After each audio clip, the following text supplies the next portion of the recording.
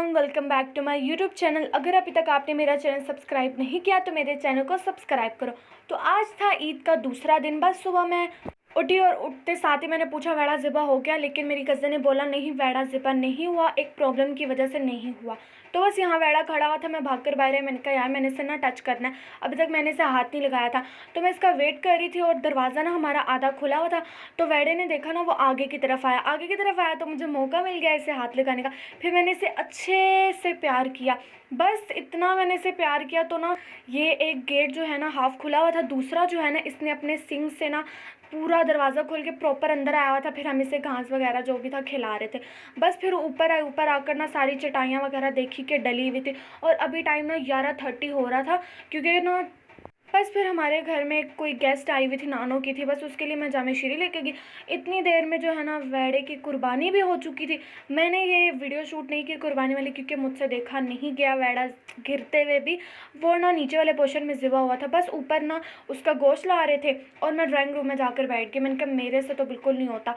बस मैं यहाँ पर बैठी हुई थी। ये है कि मैंने कपड़े वगैरह भी नहीं पहने हुए थे, बिल्कुल मैं यहाँ बैठी हुई थी, गेम्स वगैरह खेल रही थी।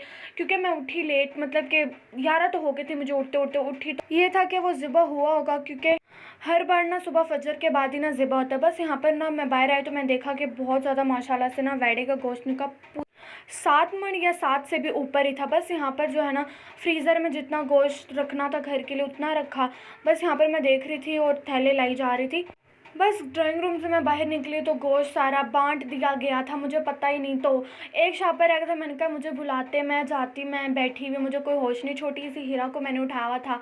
बस फिर मैं गई, फातिमा और मैं दोनों गए। हम एक घर आ गया था, वहाँ पर देख कर आए। वापस आए तो बस मुझसे तो गोश्त नहीं खाया जा रहा था, क्योंकि वो देख देख के ना मेरा दिल इतना फुल भरा हुआ था ना कि मुझसे एक बोटी होती है ना वो तक मुझसे खाई नहीं जा रही थी। बस फिर मैंने ना अजवा को बोला कि मुझे बाहर से ना नूडल्स ला कर दो, क्योंकि मुझसे गोश्त नहीं खाया जाता। बस फिर मैंने अपने लिए नूडल्स बनाया और मैंने ना कोई प्लेट में नहीं डाले कहीं नहीं, बस मैं इसी बर्तन में खाने शुरू हो गई जिसमें मैंने पकाए थे, क्योंकि मुझे बहुत भूख लग रही थी। बस यहाँ पर जो है ना अगला दिन स्टार्ट हो चुका था। अगले दिन में भी मैंने सुबह में नहीं बनाया, दिन से स्टार्ट किया। तो यहाँ पर मैंने बर्गर खाया। अजवा को मैंने एक बाइट दी तो अजवा ने इतनी बड़ी बाइट ली कि आधा नाम बर्गर ही गायब हो गया। बस मैं यहाँ किचन में, मैंने कहा मैं कोल्ड ड्रिंक पीती हूँ, तो हसनैन कहता मैं डाल कर देती हूँ। ये इतना टाइम लगाया था, इससे तो ढक्कन ही नहीं खुल रहा था। मैं इसे बोलूँ जल्दी खोल जल्दी, इसने फाइनली ना ढक्कन कैप वगैरह खोली। बस यहाँ पर मैं बैठी हुई थी ना, अजवा का पर्स मेरे पास पड़ा था। मैंने क्यों ना खोलते, इसके अंदर कितने पैसे हैं ना, थोड़ी ना तलाशी ले लेता।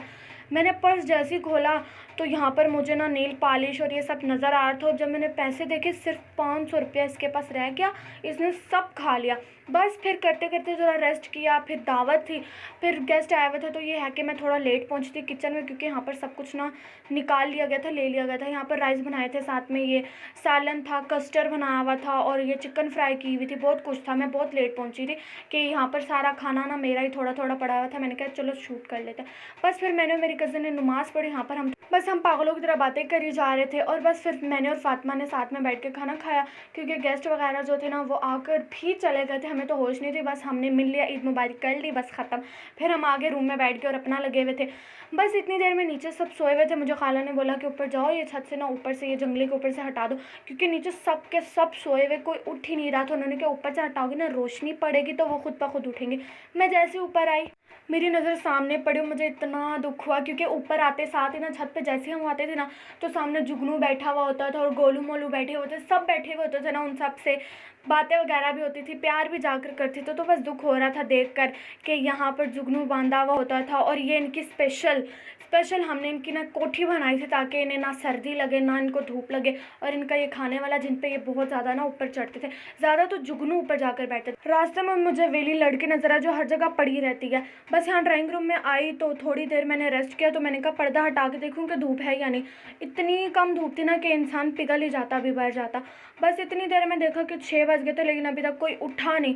बस मैं और फातिमा ड्राइंग रूम में बैठ के हम कार्टून ही देखी जा रहे थे, क्योंकि हमारे पास कुछ था ही नहीं देखने को, कार्टून ही देखते थे। बस अल्लाह हाफिज़, इतना ही आज के लिए।